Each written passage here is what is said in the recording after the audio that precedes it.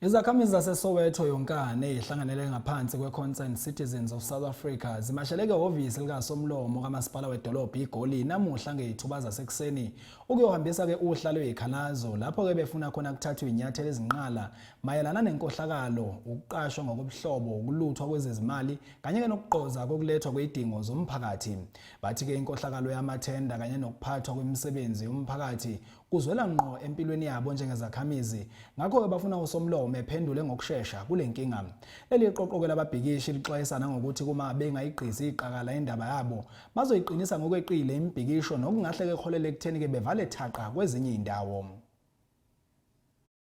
Abahlali abaxhalabileyo abasuka kwindawo ezohlukeneyo eSoweto babambe umngcelele basingisa kwiofisi kasomlomo wephunga ukugqithisa uxwebhu lwabo lwezikhalazo malunga neemfuno zokulwa norhwaphilizo ukuquka nogqithiso lweenkonzo. Kune project esilileni Ngoyi eklinikhi eKosi, so le project irane for a month. Kungana any process that I follow will councillor to inform the community about it, and then uye waqasha yena self CLO of that project waqasha laborers without even informing the community. Then when we went to city director's office, city of Johannesburg region D's office, who regional direct, we were told with that project ayaziwa. And we were surprised with kanjani because all my project that comes to a region D, they come to that office, bas introduce, and then they invite the councillor invite the community. That's the procedure. But Gule councillor decided to run it on his own.